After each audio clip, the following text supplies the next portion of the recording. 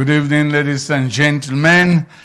I am Emmanuel Ganjo Chakai, welcoming you to another edition of Newsroom on your favorite channel, B News One, the tam-tam of the continent. We are coming to you live on the southeast end of Yaoundé at Oja, where our studios are based, opposite the traditional chiefdom of Oja, located on the Yaoundé-Insimaleng Airport Highway. Tonight we'll have 5 themes for discussion. First, it will be the Emergency Summit of the Lake Chad Basin Commission, which held in Abuja in Nigeria, under the auspices of the President of the Lake Chad Basin Commission, President Muhammadu Buhari, President of the Federal Republic of Nigeria. The extraordinary session of the Commission held to discuss ways of making sure there is a smooth transition in the Republic of Chad, who lost their president through an assassination on the war front. And so it is imperative for all the member states and international organizations to follow the recommendations of the Lake Chad Basin Commission to make sure that our neighboring country and other countries, including us, do not fall into a state of instability. We will find out what the stakes are of this emergency summit.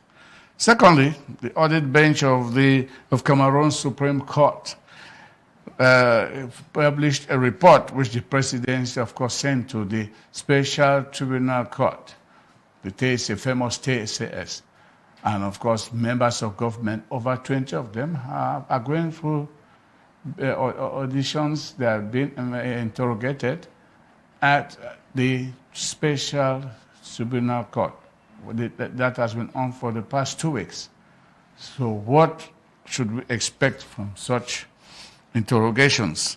Thirdly, there's a rise of social insecurity in Cameroon. That is, murders, highway crimes, killings through witchcraft and physical wickedness, poisonings, rituals. What are the causes, consequences, and, of course, the way forward to put an end to these diabolic acts in our society? Fourthly, the public infrastructure, especially between the Northwest and the Southwest, has come under review in this program today. It will be the horrible state of the Bamenda-Babachu Highway, which has not been completed for the past 5 years. And now with the rainy season, how far and what are the solutions to facilitate transportation or movement between Bamenda and Munda? Finally, we'll look at the dismissal of some 493 civil servants by the Ministry of Public Service due to absenteeism. So, for what impact in our society if people have to be dismissed after being absent for so long? So, the money is the end. What is going to happen? The end money for them. So, we're reviewing all that right now. We'll make concrete proposals. And we'll also expect your messages. If you're on Facebook streaming live or on YouTube streaming live, just put Newsroom on B News for this 29th. And you can send us SMSs and messages so that we can also put some of your questions or suggestions on the debate floor. Remember, this is a talk show. It's a debate talk show. We debate, we analyze, and we propose solutions and inform. So here to help me in this noble and interesting task are qualified panelists. I will start to my right and to present to you Mr. Nkengafa Kelvin. He is, of course, a managing consultant and economic analyst. Welcome, Mr. Nkengafa. Thank you once more, veteran journalist Emmanuel Jakai, for inviting me on this prestigious panel. I'll greet the fellow panelists and I will greet the million viewers of B News One. That this is an educative and informative program, and they will not be surprised, and they will really be satisfied with the outcome very soon of the debate. Thank you. Okay, thank you very much. And of course, to my left, we have our plague, that's a senior, what they call Professor licencié de l'enseignement général. And he has specialized as a journalism instructor. So I'm very honored to have a journalism instructor on this set. And he's also Dean of Studies at the Bond Berger University Institute here in Van. Mr. Alemkem. You're welcome, sir. Thank you very much, veteran Manuel Jakai. Good evening to fellow panelists, and good evening to our millions televiewers across the world. And we are very glad to know that close to 60 million of you are watching this program. I think this evening we are going to offer you the best as usual. Okay, thank you very much. And we'll have a new kid on the block. This is Mr. KG Desmond K. May. He's a young marketing specialist. We need to improve our Cameroon's economy and increase our what do you call it, PIB, our BIP. Our BIP, our BIP has to investment budget has to turn out for the advantage. So, Mr. KG, you're welcome on this side. Thank you very much, sir. It's a wonderful privilege to be here for the very first time. And I hope at the end of this session, many people will be blessed by the message. And we pray that our recommendation will be of positive impact in the society. And we pray that the government will also take some of those recommendations seriously. Okay, thank you very much. So we'll be going right down to the first topic. It is an international, sub-regional issue, and also it's international sub-region for the CEMAC, but then we also have ECOWAS, and then countries of the Southern Sahara, and then the World Bank, the friendly countries, United States, France, Britain, the African Development Bank, the World Bank, all of them are involved in this. President Idriss Marshal Idriss Demo, former Idriss Déby Itno of the Federal Republic of Chad, died during an assassination that took place on the eve of the announcement of the presidential results, where he won by over 80%. But we were so shocked that he was announced dead on the front, where mercenaries who came from the southern part of Libya, heavily armed, one of the generals who he identified as an opposition general came to where his tent was, and he was accompanied by some French experts too, who were there, and he said, le general rebel, qu'est-ce que tu fais ici? And he's supposed to have pulled the trigger the first, like in the Wild West. He pulled the trigger first. And the other guy had other chaps were so close to him, and they shot him.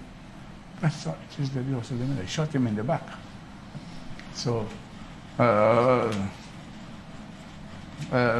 Mr. Lemke, you take a shot at this. The special, this examining submit was to find out the stakes of the emergency session of the Lake Chad Basin Commission. Well, there is a military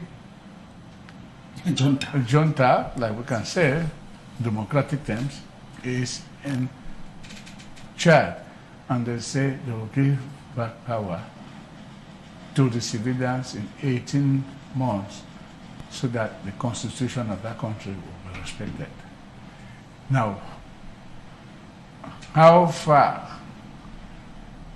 can the member states of the Lake Chad Basin go to support this young transitional military government in place to fulfill the engagements they have taken?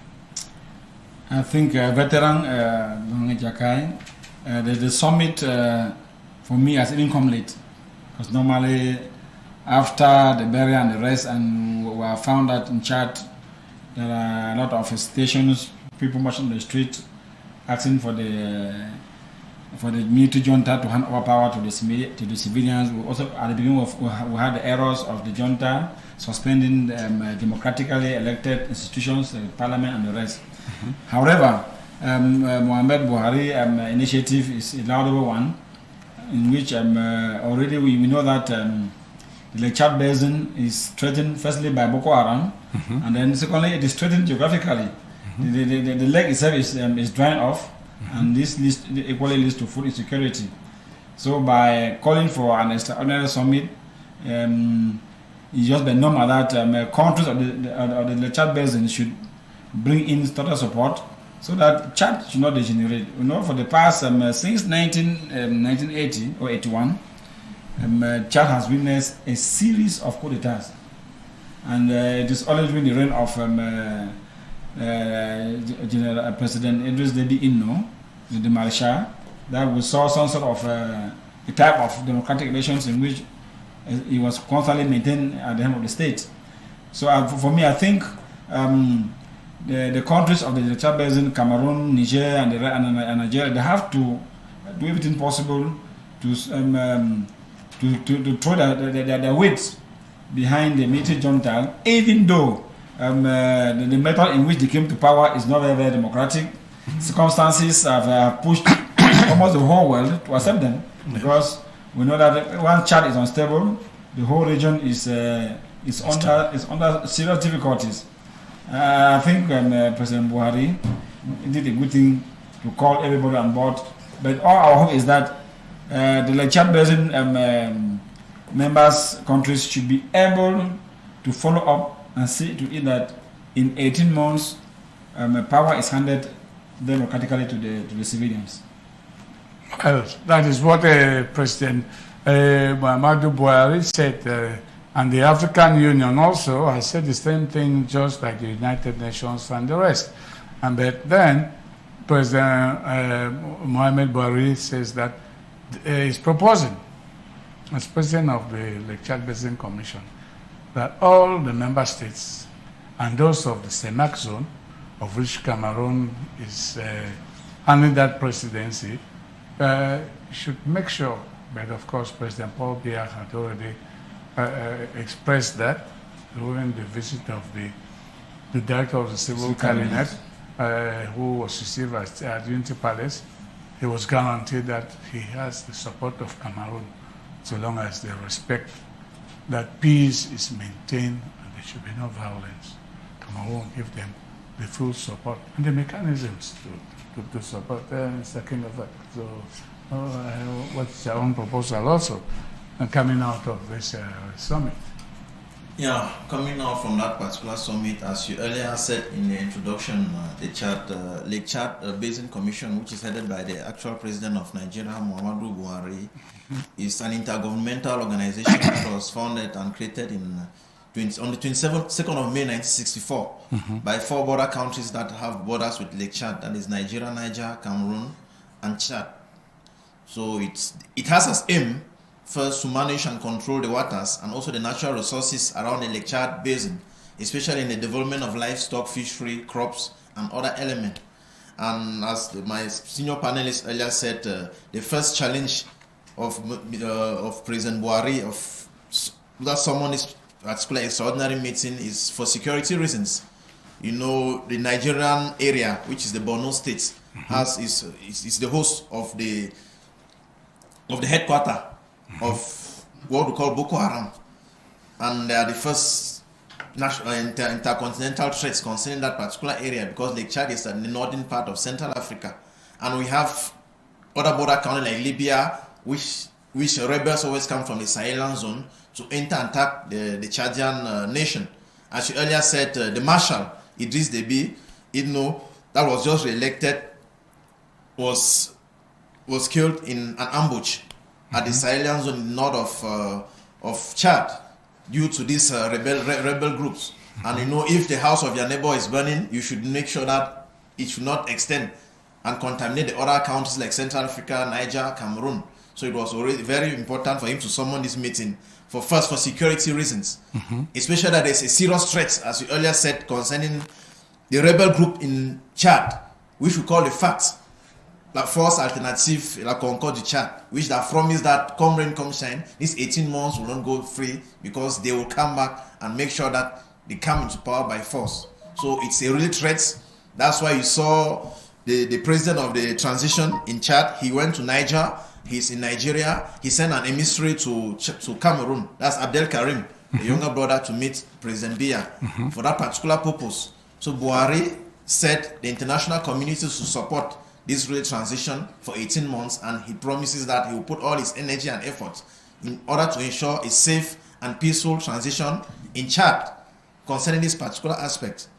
And another important aspect is not only for security reasons, it's also for economic reasons. The Lake Chad basin covers at least 8% of the continent, and the waters are really drying off.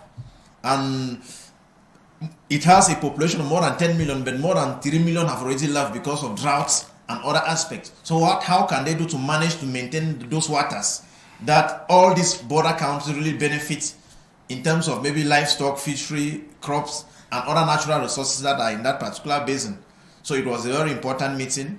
I hope the resolutions will be taken into considerations, and those who represented, because the president of Central African Republic was there, the new president of Niger, Mohamedou Bazoum, was also present. Yes. Cameroon sent a representative, that's the Minister of State, Secretary General at the Presidency of the Republic, to try to see what they can do. The first challenge is that of the situation in Chad.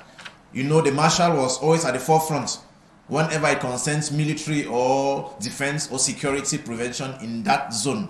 So it was a real honor that they should honor him, because since his departure on the 19th of April, at least peace and security had a very, very big trouble. So Muhammadu Buhari was pleasing with the international community and his brothers of the Central African Lake Chad Basin to try to support this country, and so that the rebels that are coming from the Sahelian zone and from the north of Libya and Borno with Boko Haram, they should not extend and contaminate the other countries.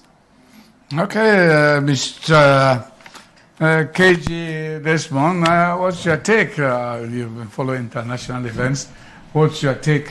What are the stakes, and what should we expect in terms of resolutions, the resolutions and proposals of the activities of members of the Lake Chad Basin Commission in terms of seeing how to maintain peace and smooth transition in Chad? Thank you very much, sir. I think my seniors have already said all, but I have something to say here.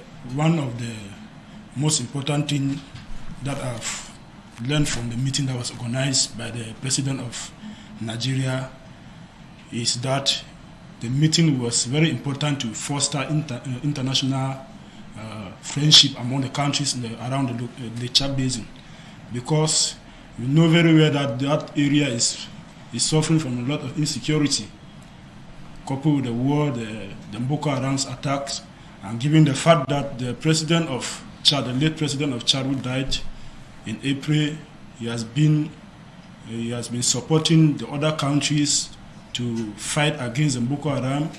And I think it is a wonderful thing for them to come together and see how they can put everything in place to restore peace in that region, so that everything will promote economic development among the countries, international trade, and other light. So that's what I can contribute for the other proposals. Okay. Second take, Mr. Lemken? Yes. Before we wrap up this. Just to say that I think Buhari and his team should not at another level. They should put up a committee to follow up to implement actually what came out of the meeting, and ensure that President Muhammad fulfills his promises of 18 months at the presidency. I think that is the highest thing we need from the Chadian military junta. At 18 months, they should be able to give us a balance sheet and hand over power to the civilians to avoid any further problems within CEMAC and the Chad Basin as a whole. Yes, one of the recommendations on which President Buhari was intransigent on it, there should be a government of national unity and reconciliation. And the regulation should be inclusive dialogue. Exactly. Has to be implemented, of which the military junta started by appointing giving two key posts to the opposition. Some mercenaries that were caught after the lobbying was going on, 400 of them with heavily armed vehicles were caught during Ramadan. The Chadian royal forces did not shoot at them. They surrendered. They gave their weapons. They gave them water and drink, and they broke the fasting together and came back to N'Djamena together. Nobody was arrested. Nobody was molested. No shot was fired. And they are good signs. Those are good signs. But the point is where President Buhari was very strict on that point during the summit, is that the dialogue is inclusive, the traditional congress is inclusive. That is already giving a warning to those who want to continue with rebellion, that they will face the full strength of the ECOWAS, CEMAC, and the Chad Basin, the Chad Basin, and other friendly and the international committees. And this is a warning to the international committees, because there's one other point that was made, that those are arms that were buried in the desert. Yes, in the silent zone. In the silent zone to overthrow Gaddafi. Exactly. So today people go there and just dig out in certain points, come out with sophisticated weapons where they have no receipts to show that we bought this weapon from this country and from that country, and all those weapons are now destroying West Africa and Central Africa. So what has happened in Central Africa and is happening in Mali, the president of Nigeria is not ready for another front, armed front for the ECOWAS. Yes, West African side, of which he's a member. Exactly. President Bobia too has taken his own measures to make sure that Central Africa stays in peace. So now these are warnings to the other people. So to add and conclude on that particular aspect, it did not only end at the level of the military and maybe political ties that they have. They also talk about economy. You know, Nigeria is a giant of Africa in terms of population and almost, if not the first or the second economy in Africa.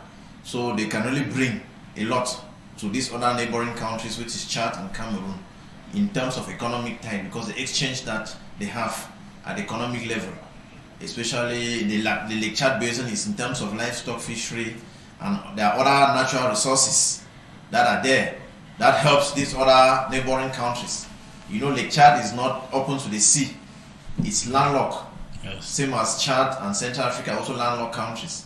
So Cameroon will play a very vital and important role in that commission, because Cameroon is located around. Yes, Cameroon is a giant in Central Africa in terms of economy, because if you take Chad and you take Central Africa, all their goods almost pass through Cameroon. So economically, it was also a very important forum where Central African countries can copy or benchmark what is happening in Nigeria in terms of economic aspect. Because where there is water and natural resources, obviously we have other resources which people around can really manage. And he really emphasized on diplomacy, especially the military diplomacy, and also sustainability and unity among the Central African countries. Because in West Africa there is freedom of people. Somebody can leave Abuja right up to Dakar with a simple passport, but that free circulation of goods and persons in Central Africa is a problem. It's a real problem. So they should harmonize the economic system. That will help Mr. Jakai control those arms, drugs, and other elements that come from Libya and the Sahelian zone. So if you are not united, you don't have stringent measures in terms of custom and all the other elements, they will easily infiltrate and all the zone will be in danger. Okay, Mr. Keji, you take a last shot on it. In addition to what Mr. Kengafa just said, it's very important to strengthen the countries in unity, because unity is one of the things that matters a lot in this situation. Because if all the countries involved are not united, there will be a problem in terms of security, in terms of financial support to each country to support them with material and so on. So we look at it at the borders of the countries, like most drugs are being imported through those borders who are not being controlled. So it is good to put in place a security force to take care of that.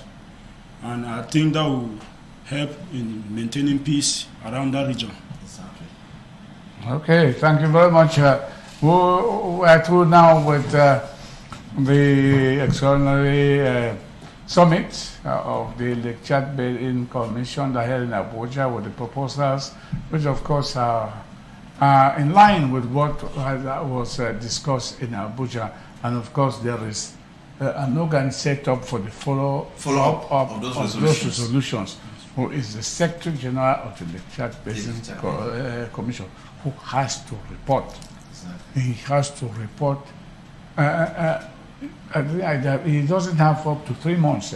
It's less than 3 months. He must give concrete reports while waiting for this 18 months. If it's possible for Chad to have elections before 18 months, so long as the democratic principles, rules, and regulations are respected in Chad, okay, that's fine.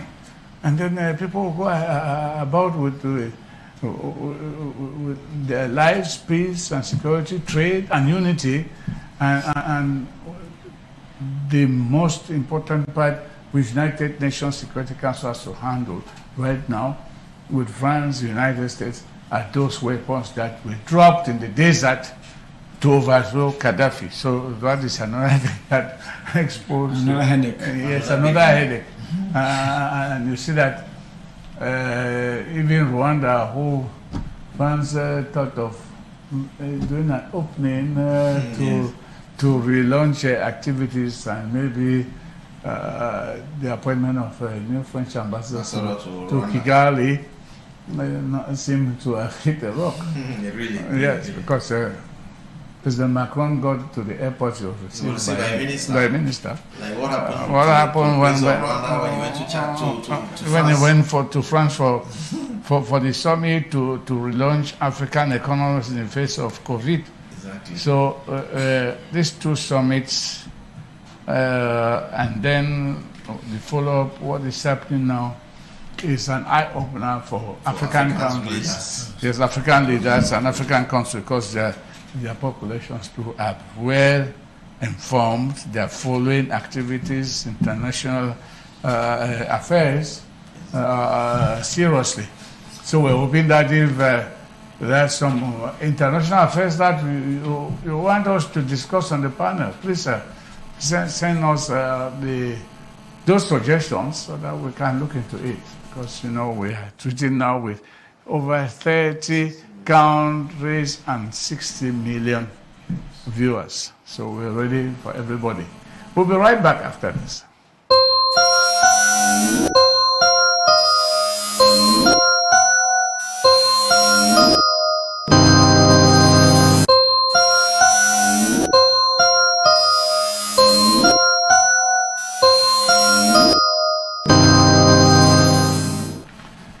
Welcome back, ladies and gentlemen. In case you are just tuning in, we're coming to you live from our studios in Oja, in the nation's capital. And the program, of course, is the newsroom on Being News One, the tam-tam of the continent.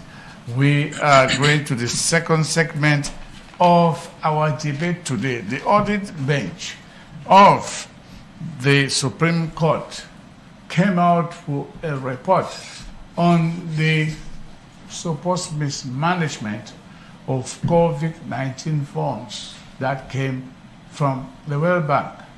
And it looks like some 124 billion francs are still unaccounted for, so that Cameroon should make its own report to the International Monetary Fund to inform them of how the first money that came last year was used to fight against the COVID-19 virus. So for the past 2 weeks, members of government, more than 20 of them, we can say 30 of them have been called up at the Special Criminal Court, TCS, where they have been audited to show proof beyond reasonable doubt. There is no favor there. People have to show proof of what they did with the monies their various ministries signed for. Thanking last week you were not with us. You were called up to other duties, and the state, we looked at it and were so violent, they said, on your ministers of education, that if they touch that money, then they should just be locked up. They don't need to be judged. They should just be locked up until they are paid. Now, you are back. What is new? What is new from what you may have heard that your ministers put up in defense? Yes, Yes. You earlier said last week I was on special duty. Yes. Still, we have the nation and the citizens. Wherever we are working for the nations and citizens. Yes. So the COVID gate, as it was dubbed by the media and journalists, is a veteran journalist lecturer here. He will come back. We call it the COVID gate. As you earlier said, COVID gate, as they term it, the International Monetary Fund gave some funds to try to see how they can manage and support Cameroon to manage the COVID-19 issue.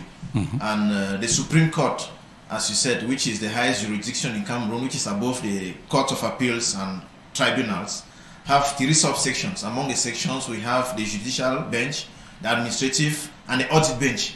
The audit bench has as competence to manage and control public accounts. And a public account is an account where funds are received by the government, and the government acts as a banker. Those funds do not belong to the government. So the government has the obligation to manage it and give an account to those who deposited the money. And the person, and they were in their role, because those funds that was given by the International Monetary Fund is an international organization that gave, is not free money. Cameroon has to pay back that particular money. That's why we say the audit bench control and manage public accounts.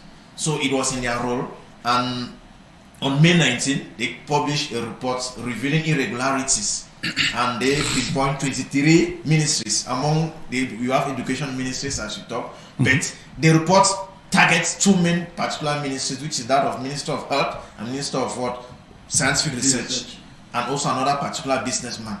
So those are the 2 ministries where they discovered more than 30 management irregularities, which the French people dub faute de gestion, because we cannot avoid embezzlement now till when the court have proven those people guilty, because there's auditing now. Some have passed through the tribunal, special tribunal, court, tribunal, and others have gone to the ministry, to the cabinet, to interrogate these people on how they manage these funds. So it is a very serious aspect. If we are not very careful, it will be one of the highest scandals, financial scandals in Cameroon. Because in 1972, when President Aido was there, when they organized the African Nation Cup, people thought that was the highest scandal that happened, but this one from the stakes, and since 1 week, And you know who was in charge of handling that investigation? no sir. President Paul Biya, before he became Prime Minister. Aisho gave him that. So And they arrested all the businessmen and they were sent to Kondengi for 1 year until they could give back those funds. exactly. Big businessmen Exactly. like Lete Bella. There was one other man, Engabar, who was a big cocoa dealer from the south. But we are the one who arrested them. So he's They were not charged. They were just taken to Kondeni and locked up until they were able to pay back the money. Most of them paid back so the funds. that's it. So after receiving this report at the presidency, if he has instructed the Minister of Justice to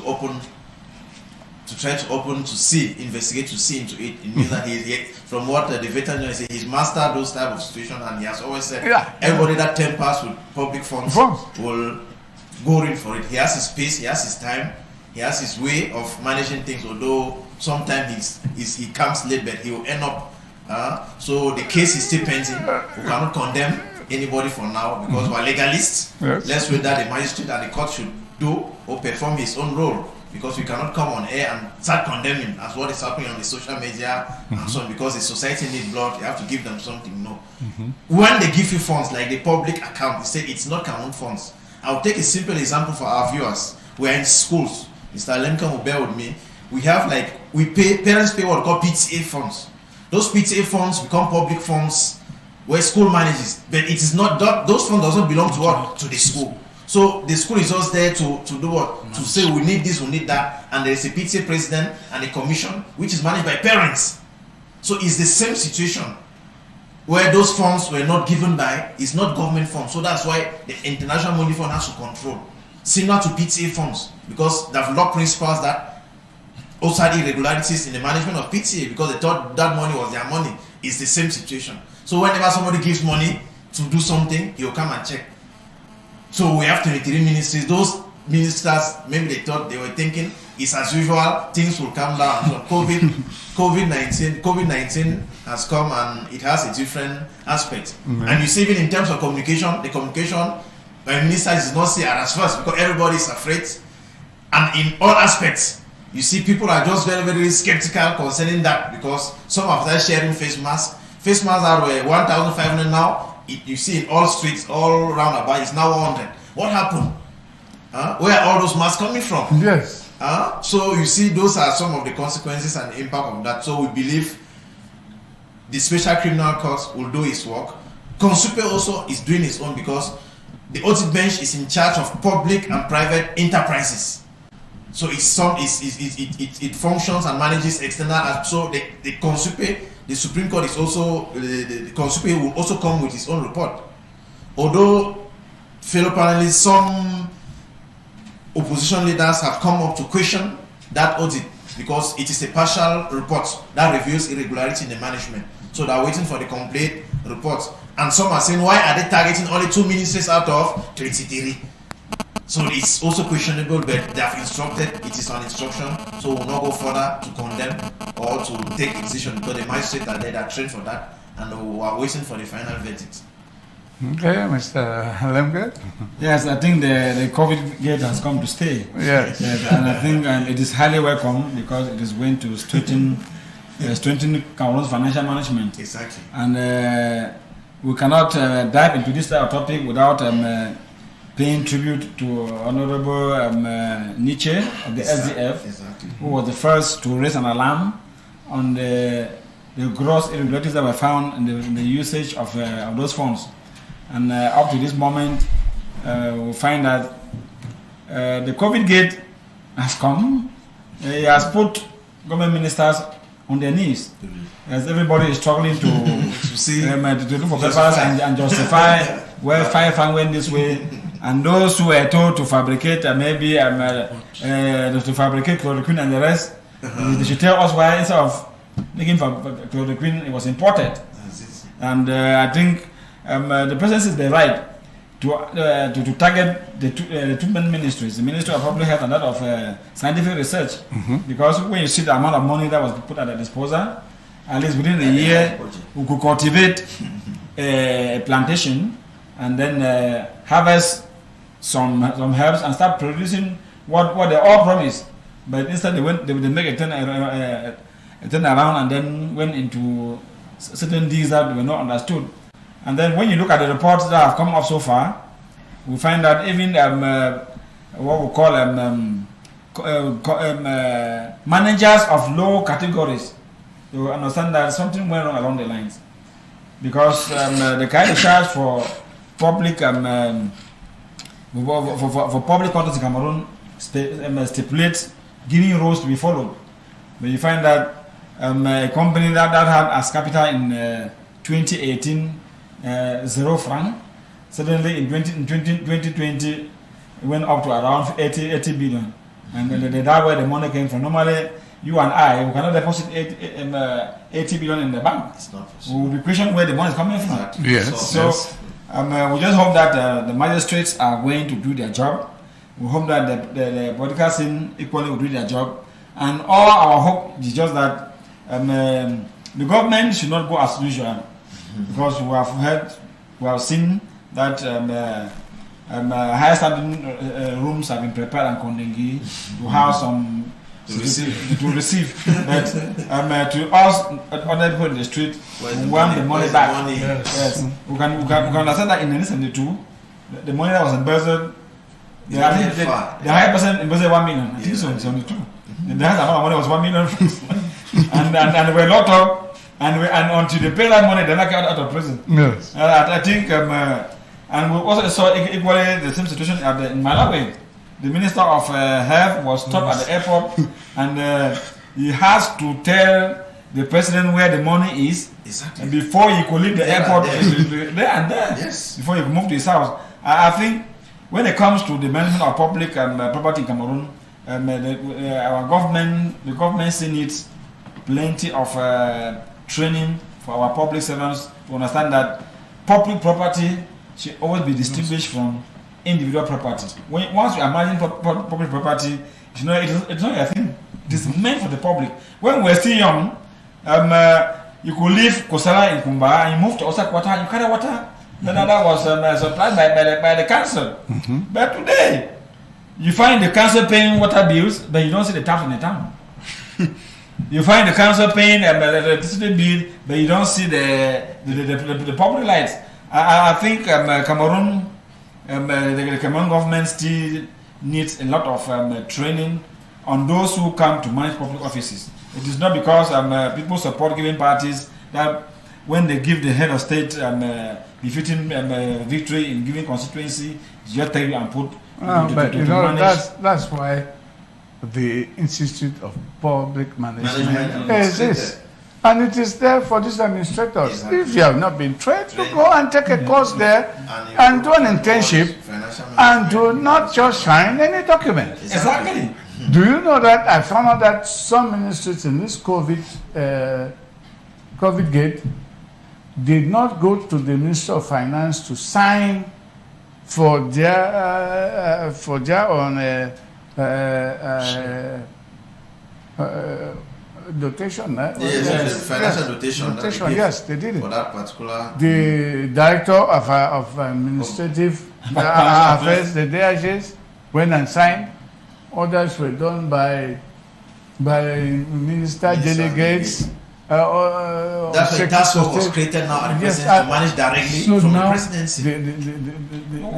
Which is not correct. Yeah, but it's because they have to stop it because everybody has been going to the ministry. Yes, to centralize. To see if the second amount that comes is really managed and monitored. Yes, because also IMF have said that they should revalorize the budget, which the presidency completed last week. And parliamentarians are coming in now. They will also approve and then the budget, because the budget for the year 2021 has not been executed. Yes, not even at 1%.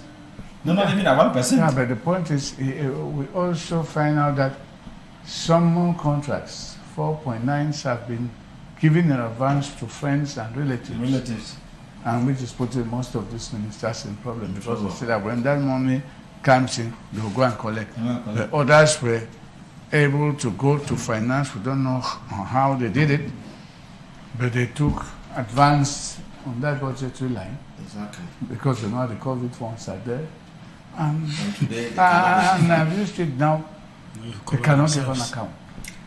I think the spirit of accountability is really lacking. We are sick. We are sick. We are very sick. Cameroon is sick, and the president needs to go faster because I think we are a bit slow compared to other countries. They are putting things at the right pace, and it is an old habit in most African countries that when money is borrowed, we saw in history books that quite often foreign aid is never used for the purpose that it was intended.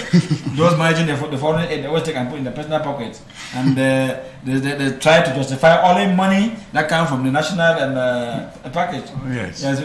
Most head of state always just say, it's money from abroad. You do what you can do with it, do what you can do with it, and let's go ahead. But this time around, I said no. We must be able to show some proficiency at the level of management. I think for that reason, we find that Cameroonians also we really suffered during the COVID period because all across the globe, workers were subsidized. In Cameroon, nothing happened. The PM even went on TV, announced more than 27 measures on television, and at the end, nothing happened. They were told that some taxes will be released, will be reduced for small petty traders. The mayors went up around the towns, the cities, and harassed traders who never sold for a very long time to be paying taxes. And today we are seeing where the lapses came from. I think at the end, justice should be done to where it merits. Nice. Well, Keje?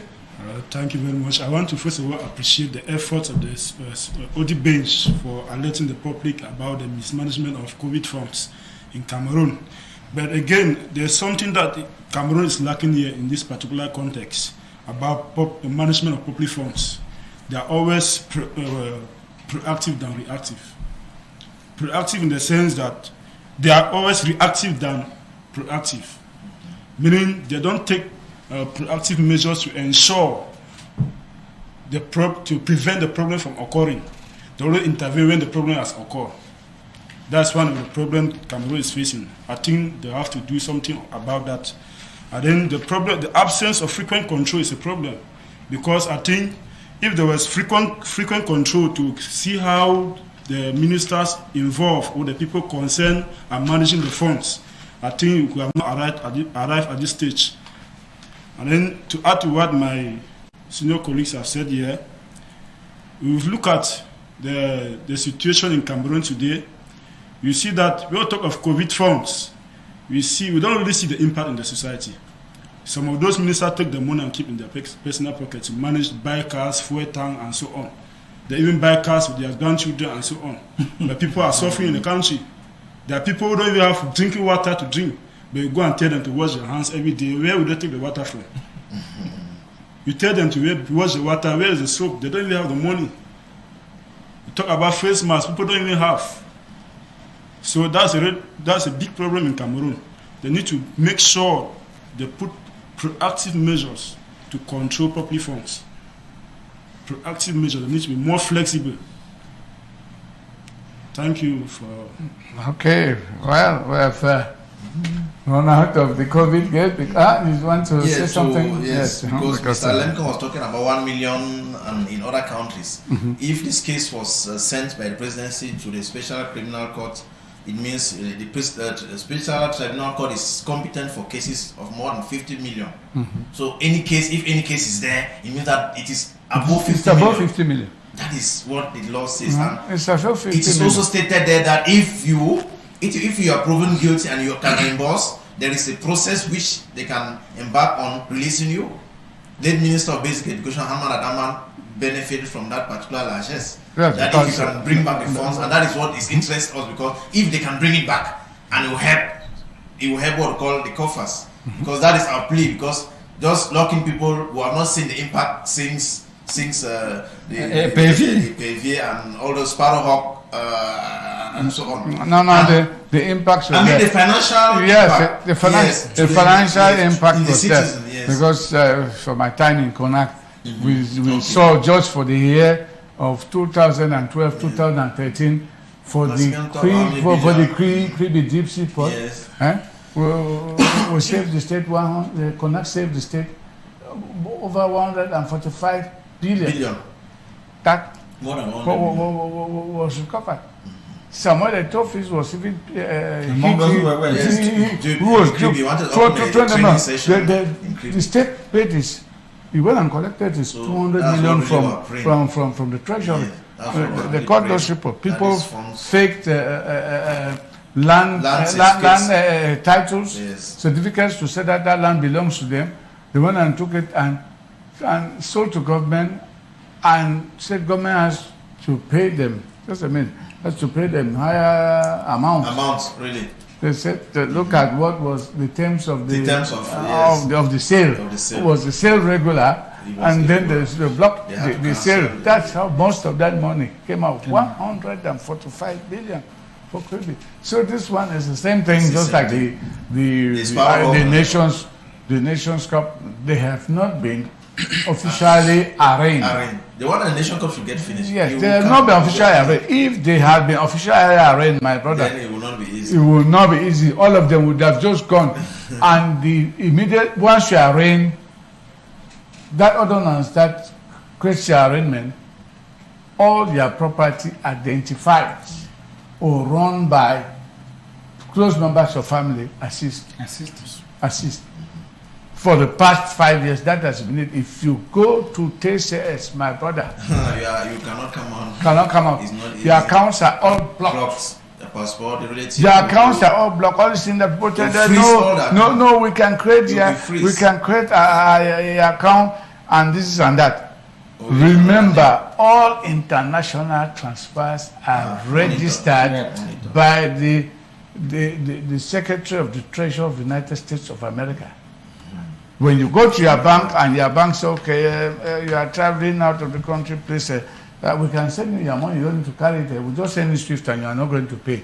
So this is what they call the SWIFT number. Yes, this number is activated by the U.S. Treasury. Once your bank has it, That's safe. they know the bank. All When the you use it, financial- it shows directly your account. there's- So all those who there are still. If Cameroon government today says that all those who have embezzled, even those whose monies are brought there, where they were hiding in fiscal paradises in the Caribbean and Switzerland, now the US has debunked all that. If you send the official report from your court of law, like our special tribunal court, that this person, the name this and that, SWIFT number this, now they just authorize immediate, Repatriation. no, they block it. Look at this man of who was given 102 years, former director of Senazi. Senazi. Yeah, 2 years ago. When Yeah, he who was received- earning how many billion? 1.2 I'm billion telling per you, month. More than 30. 2,000 matricles. 30,000 matricule numbers. I'm telling you. That same day that he was condemned, my brother, the French Ministry of Finance sealed those accounts and put them into Cameroon's account, Public account. including buildings. So that those who are in France were living all those Don't things. think you would see that. They told them, you are tenants, you cannot pay Out. out, throw it out on the road. Yeah, that is why you see people who know all these things have been quiet. Really. But the stubborn ones who said that no, we are the end of the regime and this and that, we can do whatever, Yes, you have something to say before I cut you? Another thing I want to add here is that let the ministers or the people in the power or in positions should not think that the public is still ignorant of what is happening. Everybody now in the society is wise. This government, they have dealt with us in this country. So one thing they have to know is that whatever they are doing, the people know it. Because at times when they give them, they disburse money for public management or for certain activities, the ministers concerned or the people concerned, they may take the money and go in a small village, in a small quartier, they organize a party, they say they snap and send photos on these things to show that this is how we manage the money, people are employed. That's all they do. The remaining money will enter their pocket. And again, concerning these COVID funds, I want to say that the money is still available in physical cash or in properties. And if there's a way they can trace those properties and seize them, I think that would be better for us. Article 66. For others to learn. All right. Government knows what it's doing. Exactly. I am telling you that once you are called to the special tribunal court, You cannot come out. as If you whilst it engages that process of interrogating you, your account is blocked. Your account is blocked. Your movements are controlled. You cannot leave the nation's capital here without authorization for a member of government. Did you know that? These are very stringent measures. It is not as simple as People are thinking. people are thinking. Somebody will claim, oh, I am the right-hand man of this so-and-so minister. He has been drinking in the bars and snack bars with young women. Since 2 weeks ago, go and find out if that same person is driving cars and spending money like that. No way. They have followed others and they have picked out other sums of money from fellows like that. Exactly. You go and lock in a few hours there in the state prosecutor's office. He will start coughing out money. Millions. He can just open just the carpet of the car. You will see something. You see something? Money. So, although we are seeing all these things, those people are not easy. If their names have been called, they are not sleeping right now. Others are having heart attacks and dying. As if they can eat 5 chickens at the same time. No. Because somebody is doing Senepa Moa kissing. Oh, I'm not this thing of no Senepa Moa. It was the other one. It's the other one. But when that person is blocked, you are cut now. You are responsible. You are The cut. You are process. the head of an institution. You are- Somebody steals current and comes and tells that Sonel has disconnected you from your meter or from the electric pole. Here's electricity. The day that they'll pick him up, he's there. Will you be there? You will not Huh? be there. Because they pick him for fraud is at least 1.5 million francs. Exactly. To be factual, you pay the bill. Yes, And you have to pay. yes. So we encourage Cameroonians, those who are involved, let them go Just to the criminal court and justify what they can justify and say, yes, I'm short of this. This is what I say. This is what I still have. Take and give. Well, yes, you go and put it in the state treasury. Exactly. Yes. You put it in the state treasury. You're not giving it there to the court. No, you go and put it in the state treasury. They give you a receipt. The receipt, yes. And you Go and come justify. back, yes. And that will be looked into. So we hope most Cameroonians have not died because of negligence, or of not having a simple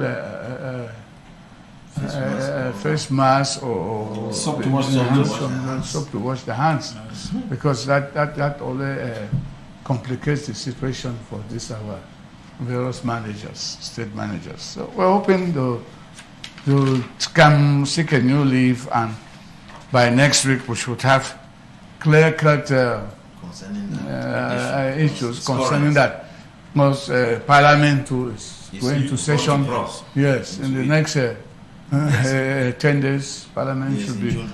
Yeah, it's coming in, An extraordinary and session.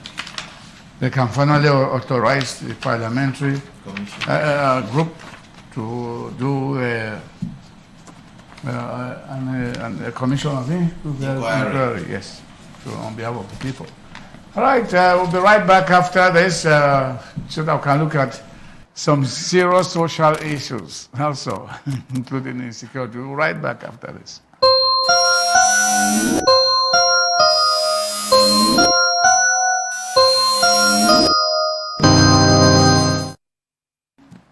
All right, welcome back, ladies and gentlemen. If you're just joining us, welcome to live from the studios of B News One, located at Abuja, and it is the tam-tam of the week of the continent. We're going now to social insecurity, the rising crime wave, murders, suicides, highway crimes, and other killings through witchcraft and poisons and rituals. What are the causes, consequences, and the way forward to put an end to these malpractices, Mr. Keji? I think one of the major causes of social insecurity in Cameroon in particular is unemployment. It's unemployment. You see some people are involved in murder, in sort of many other things, poisoning their beloved brothers and sisters just to have money.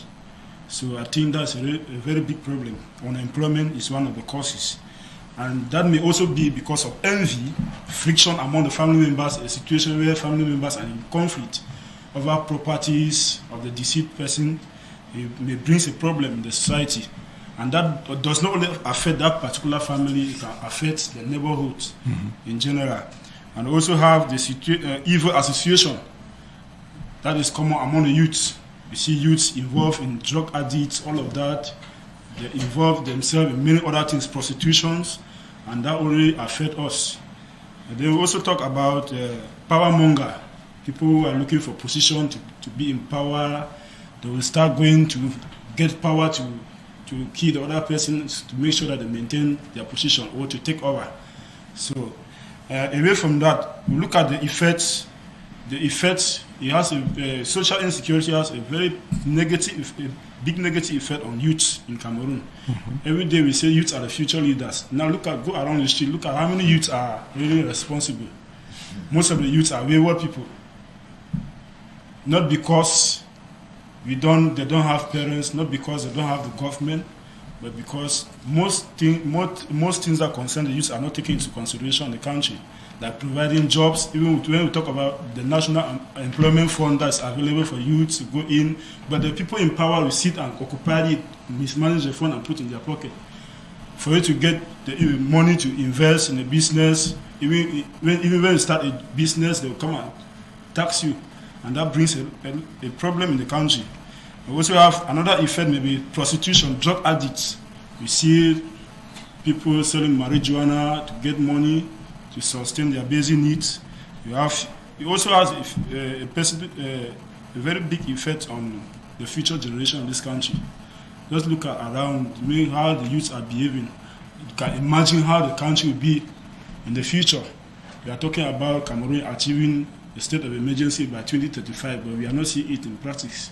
So that's a very big problem.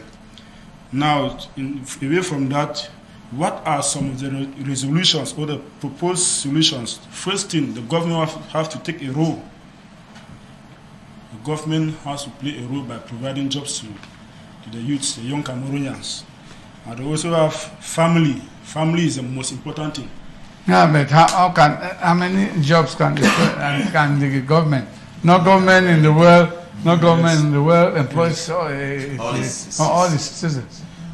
Yeah. Not even the youth.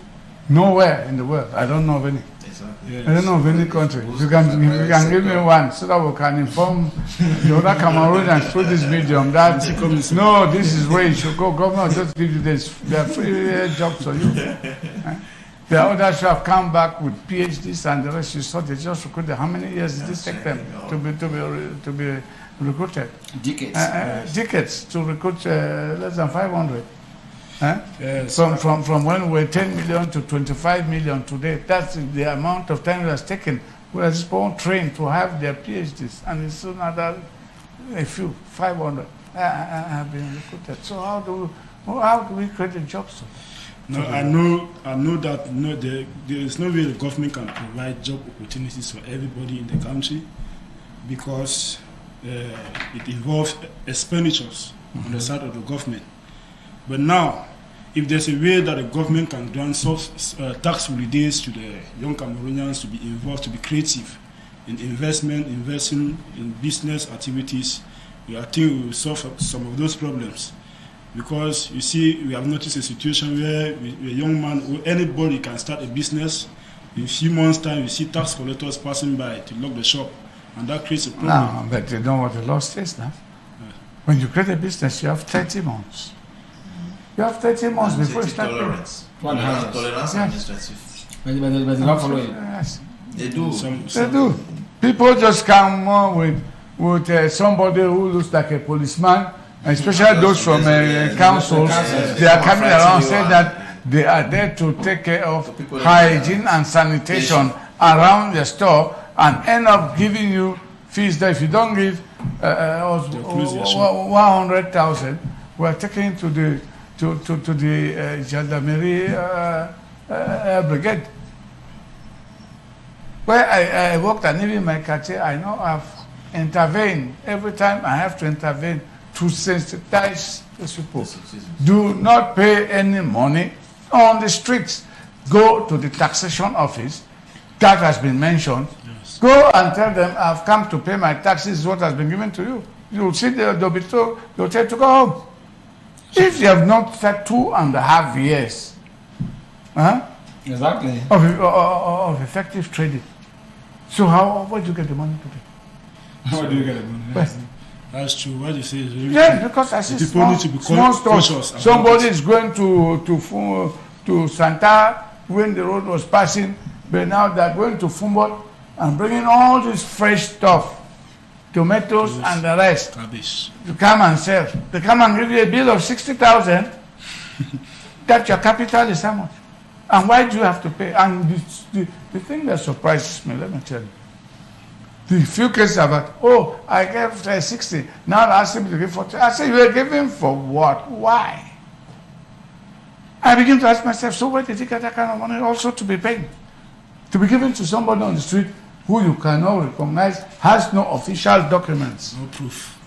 No proof.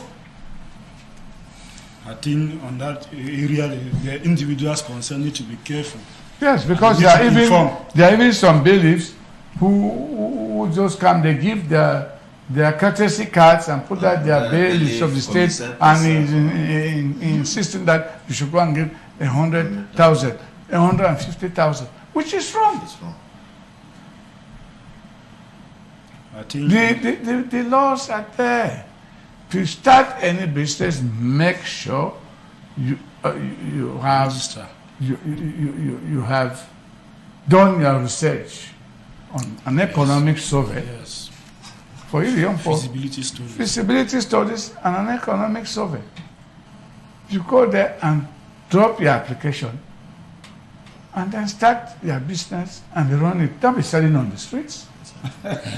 Yes, because you go, don't know, if I'm trying places, you go, you are selling on the streets. That's already an illegal, Business. no, it's an illegal installation. Procedure. How can you be installed on the highway? You are at risk. Other your Rosas, motorcycles, and they're coming, you are at risk. So that's not the way to do business and to do it well. Okay. Yes, my brother, in the capital cities, all that does not work. Okay. There are all the chances for you to set up a business here, but you end up following a bad habit because somebody has told you that this is what I'm going to survive, but you don't know his other Means. means. Yes, most people are covering up a lot of things, and will deceive you. And when I see people, they load these dinner buses, they are coming in from the west or from the northwest with tomatoes, fresh tomatoes, garlic, ginger, Irish potatoes, and the rest. And some lousy fellow will come and say hygiene and sanitation certificate in the country. He has rented a store. He's not selling on the streets. Thank you So very much. those are the things I feel we should really tell the younger population, educate them now. They can do their sales and they'll make their little money. Money is not little. Thank you very much. You're selling just for 25 francs. So long as, especially when you have a roof over your head, that you are living with a relative, or a friend. Once you have the roof over your head, do not hurry. Do your business seriously and do not look for money so fast. Come and see do like this. Mr. Lemke, you should. Yes, we are talking about social insecurity, and I would like to say that during the week, if you want to evaluate the state of social insecurity in our country, you go through the newspapers, you listen to the radio, you watch TV, you will get the cases of all nature that are concerning this issue.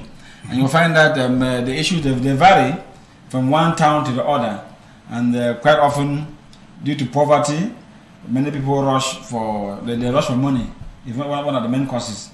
The young men, they want to get rich, want to ride in big cars, and consequently, they become computer hackers. Yes, what we call scammers. This one is very common with the youth, particularly those of the university. At the level of the secondary schools, you have those who are involved in drug abuse, and when they consume these drugs, what happens is that the next step is fighting. And those who go about playing games, yes, 14 games, commonly called Jambo. Yes, to know where they have been playing Jambo, the next thing is that you should see a fight. When there's a fight, when you move towards it, you find that they were playing. They were playing this Cards. They were playing cards, and somebody at one moment won all the time, and knives came out. Somebody is wounded. Somebody went to the hospital, and then from there you find that later on you move up to a bigger fight that they call round 4. Yes, you have to go and call for people and reporters to come in to attack the other people. And in the same time of ideas, you equally find that at the level of the working class, social security is equally very, very high, with people who have involved themselves in occultic practices. See people giving their wives, giving their children in order to obtain promotions at the job site. I think the newspapers during this week spoke abundantly on it. Particularly things like the Guardian Post, without any publicity. I like to give them kudos. They do a lot of coverage on such issues, and by so doing, the society has been sensitized. People should know their left and right, as we have spoken lengthily on the tax officials extorting money from small petty traders around the town. Yes. And I think for us to curb this rate of social insecurity. Little children, the whole issue is education. Yes, students and children must know that riches and the rest they come with time. There is no need to be in a haste. You cannot be at the age of 21 and you are hoping of having accounts that somebody who is at 60, somebody who has worked for more than 30 years. Those things they come with time. So if you want to take a rush, when you rush, then you fall into trouble. Either you are sent to go and be digging bones of corpses in the cemetery, or you are asked to go and kill your mother, or you are asked to go and sleep with your mother, and even when your mother refuses, it becomes something else. Some even go as far as sleeping with madmen. Madmen. Even go as far as eating fish. We have seen several instances in Yaoundé. A woman undresses and walking from moving in the street and singing and then dancing. And we'll go and enter the car. It's just to after that mount into a big Prado, and then later on some even go back for 6 months. And after the 6 months you find them riding in very big comfortable cars and the rest. I think my advice to the young people is that they should take life very simple and go step by step. Life is bit by bit. Okay. All right, Mr. Okay, I will not come back to the analysis and consequences. Yes. I will try to be at a pedagogic level and educative aspects concerning that. because as we all said, social comes from a Latin word called socios, mean friendly. And the state of insecurity means you are not happy, there's violence, there's trauma, and you're in there's disorder in a social setting. And if I will take one author who is Abraham Maslow, in his hierarchy of needs, the social need is the third one. So if a citizen's normal, criminal, or African have satisfied the physiological needs, and after the safety needs, the third need is one of social needs. If you cannot have friends, you cannot be loved, you cannot love and be loved by others, or be very free in your peer groups, be at the job site and be free, walk on the streets freely, then you are insecure. So, and as Mr. Lemken said, you cannot pass one day if you go through the press review and all the media, be it social, audiovisual, or print media, one day cannot pass without you telling that there has been a murder, a suicide, a highway crime, or a ritual somewhere for one reason or the other. So what we can tell the citizen is that they should have confidence in themselves. They should be very careful concerning their companies, those with whom they work, because we always say, tell me who your friends, I'll tell you who you are. Parents should embark on education and training, because social dialogue at home begins at home. Because some of those children are a reflection of what the parent inculcated to them from childhood. Because what you receive from childhood before 10 years, it will be difficult for you to be big and change, because a better tree can never be straightened. So social dialogue. If you see what is happening in schools, jungle justice, porte-monnaie, electronic, and so on, because all those facilities, because they lack, their dream is that they should live and they should live happy and die young. It's not their problem, because that is the education. The model of those who have succeeded are female. So that we should change the paradigm. Education and training, social dialogue in the house, try to teach hard work. The government cannot recruit everybody, because unemployment, as you said, no government has recruited all the citizens. Yes. The highest percent is that if you can even recruit 10% of your population, then you have done it extraordinary. Yes. That's the statistics in America and all the like. So the government should boost the private sector, continue on training schemes, embark on guiding counselors in schools, Mr. Lemken. They should do their work, because it starts there. Yeah, exactly. Yes, because they should not just go and sit and just go around, because no, they are trained for that. It is the youths that are more exposed. The parents should also do their own work. They should have confidence, self-confidence, self-love, the love for each and everyone. I think things will move. Okay, thank you very much. We'll take a break and move on, because we at exactly 7:21. We'll look at the public infrastructure right away. The horrible state of the Bamenda Babacho Highway. Why this negligence, and what is the emergency solution to get that road passable, at least on a temporary basis? It is very important, because the Bamenda Babajo, which is 59.9 kilometers stretch roads, it's in a very big program, and that road has been funded since 2017 by the World Bank, because it is in the corridor Yaoundé-Enugu corridor. That particular part is in the Yaoundé-Enugu corridor, and it's 59.9 kilometers square. But there's a French company that started work in 2017, but stopped later on because of social threats and insecurity from the separatist fighters in the northwest.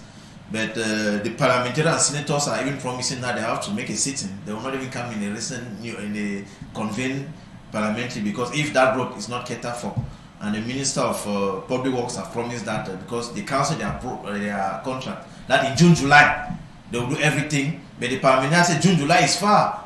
Rain is falling and the road is cut off around the Akum, going up and down. So it is very difficult, and this, as a political way, this will give reasons to some separatists to say that the country is not moving and the government should do everything to arrange and repair that road, because it is now a national fight and it is political also. The Prime Minister recently went to the Shikam to plead about the construction, that the private sector should come and contribute in the construction of the Northwest and the Southwest, and the patronage promised that they will do. So we pray that this stretch, which is just 59.9 kilometers, should really be catered for, because it is a very important tool to try to appease and going out of the settlement of the Anglophone crisis. Okay, Mr. Lemken, the parliamentarians and senators said they will not be in. Yes. If nothing is done, they will not be in for the June session of of Parliament and the Senate? Yes, veteran Mbango Jaka, I think in 2016, that was July 2016 when I last drove on that road. I told people that if we're not careful with this road, the next 6 months it will get off. And after 6 months, the following year, the road collapsed. Because firstly, there were some technical errors that were committed by the contractors. They had to remove the HU contour. They had to bring in a new tire. Unfortunately, the crisis came and nothing has been able to move. So the issue of the road, Bamanda Babaju, is in a state of abandonment. And I think one way of solving the issue is not even to tar the road. There's no way to tar the road. The first problem to be solved there is the Anglophone issue. If the Anglophone crisis are properly handled, yes, they will be able to handle that road. Because I don't see because the same issue is passing in the southwest region. You cannot travel between Douala and Kumba or Buea between midnight and 4 a.m. You cannot. Just early this morning, so one person left Mamayo and was moving towards Moyoka. Before you arrive to Tico, the car was assaulted. Something happened beneath the car. We're not explaining what actually happened until they come out with the inquiry, whether the gun was shot or if the tires were burst by a bullet. The state of insecurity is quite high, and I think government needs to address firstly that one, and then secondly, the government should offer some temporary solutions. There can be temporary solutions. If they move to Fumbot and bring in the stones, the gravel from Fumbot, they can be manageable. You need. I've been home there about 3 times. I arrived in Kombu at one time at 4:30, and I have to reach Bamenda town at 11 o'clock. The other time I arrived at Kombu the same 10 minutes to 5.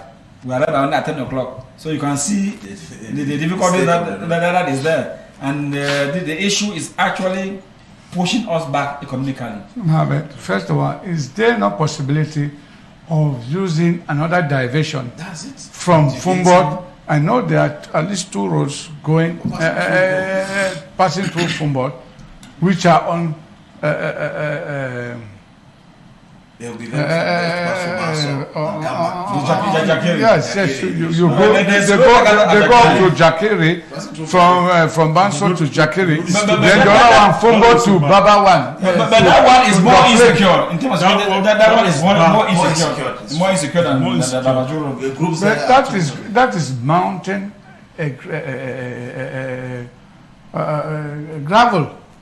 gravel, volcanic rocks. Volcanic rocks like what you find, they go and remove from the west coast, from Ekona and the rest to build all those roads, Kumba, Boya, Limbe. Before putting the tap. I think the first issue is that the government should solve the problem of insecurity in the zone. Once it is solved, the road can be handled. Because even when it is dry season, all the cars, they come, they stop, they line up, and they can only enter Bamenda between 5:45 and 6:30. They go in the convoy. Yes. I think we are really in a serious dilemma. The state needs to think critically on this issue. Yes. It's not just a matter of throwing gravel and the car to pass. There is actually a serious political issue that has to be solved. Yes. So the MPs and the senators, they should give us some merengue again in the parliament for us to observe them, as they did last time. Maybe from it things can be able to change. Yeah. Okay, we'll now move to a new development in the Cameroon Public Service. 493 public agents contracts were terminated by the Public Service and Administrative Reform Minister for what he calls those are absenteeism. For what impact? This has been done. They say people should come early to work. They should constantly come to work. Mr. Njaka, I don't think that is even an issue that Cameroonians will involve themselves. Most of those guys were employed under the 25,000 package. Yeah. And you know what happened in that package? People with PhD, people with master degrees, you are employed and then you are given a salary of about 80,000, which is worse than even making a call box. Yeah. I think The problem there is that the state is unable to offer what I can say sustainable salaries to work to giving set of workers, and then the state equally is very discriminatory in its recruitment. Instead of making an open recruitment like they do in some countries, they know that in Nigeria, Botswana, Sierra Leone, Ghana, a first degree is category 10. But here you have a lot of separation, contractual, agent de l'etat, and then salaries are discriminated. Meanwhile, the people are doing the same job. Most of those guys that have been that are claimed that have been dismissed are people who abandoned the decision because they never found it useful to them. They were happy to apply to work, but unfortunately, when they went into it, they found that it was worse than what they were doing in the quarters. So normally somebody who has a little farm, a cocoa farm, and then maybe he has a cap, it's a CRP. When they employ with a CRP at the public say, what do they give you? Around 45,000 francs. But if you already have a cocoa farm with plantains, cocoyams in the farm, and then cocoa was already given, you can't. And then they carry you out of maybe Munyenge to maybe say Banyo. But how do you survive? A cap that's equivalent to GC O level. That's Yes. So category C workers and how much? Not in C. C is very different. C is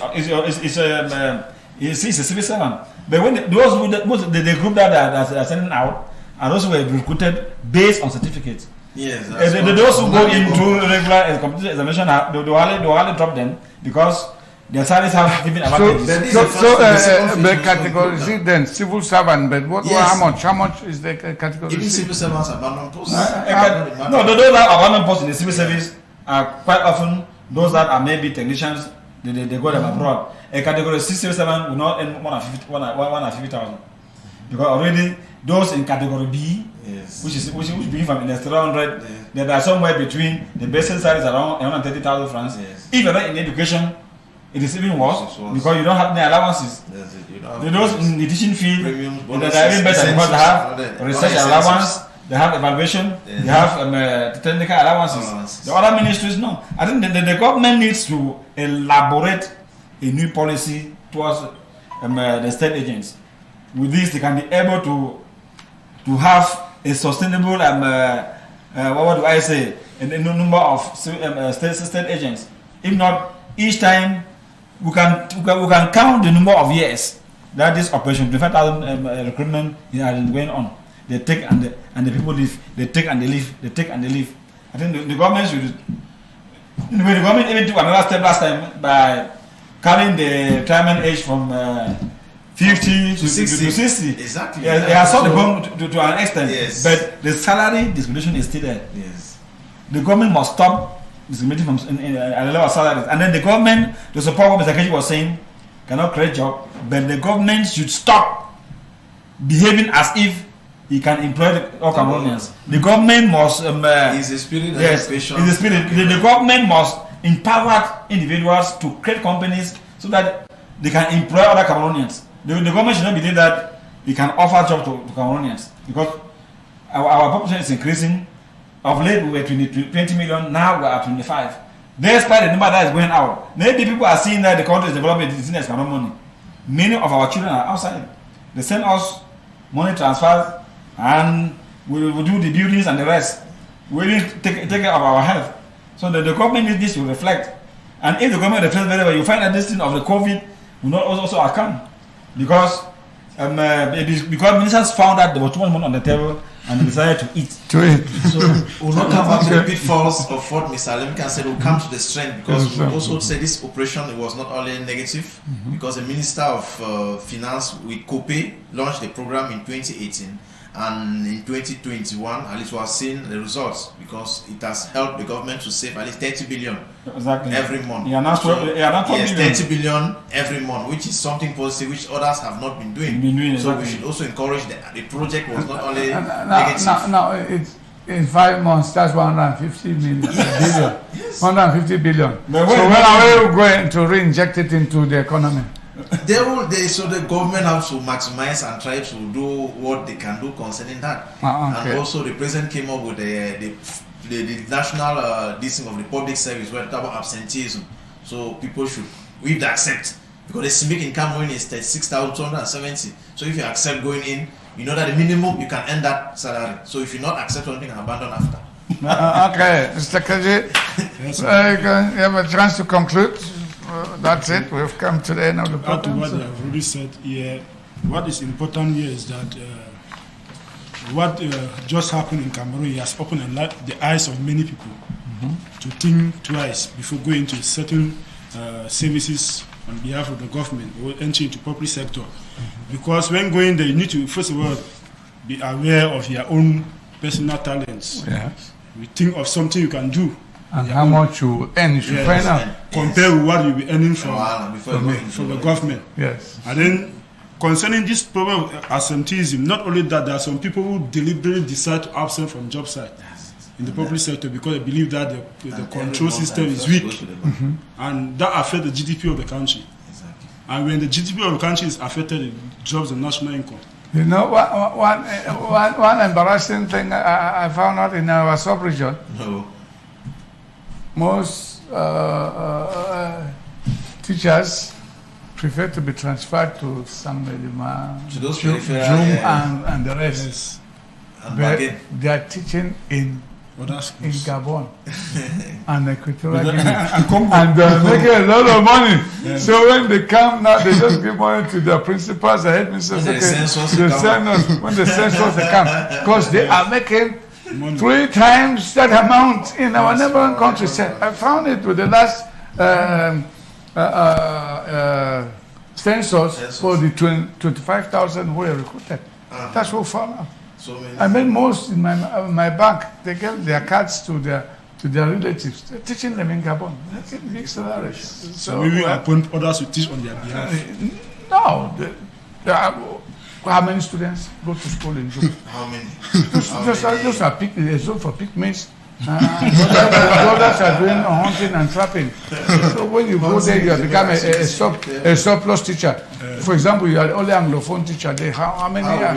You're going to teach how many children? I even have a case, one teacher who was transferred to Bafoussam to teach. But he went there was no Anglophone section. He's a mechanic. Yeah. He was sent to the library to go and sit there. and Yeah, count like books. this boy who was killed. teach manual labor. Manual labor is a subject. This boy was killed in Kobison. Kobison. He was transferred to Bafoussam because But of no yeah, salary. He came now. I was teaching with PTA. PTA in Kobison, and he was killed. Okay, well, ladies and gentlemen, this is the end of the program. Gentlemen, I want to thank you for coming again, respecting the rendezvous on a Saturday evening. Thank you a lot, and I hope that you really educated our audience. And of course, we want to say thank you all for watching. Please remember, we are here. We are calling on those who want to do advertisements to come to B News One and give us put some publicity spots on newsroom. There's enough space for you to make your company known here at affordable prices. So I want to thank our technical crew and of course our studio director, Jean-Marc Beninguen, Mr. Ernest Obama, our general manager, and of course our board chairman and promoter, Mr. Luke Owona. Thanks for watching, and God willing, we'll be together next weekend.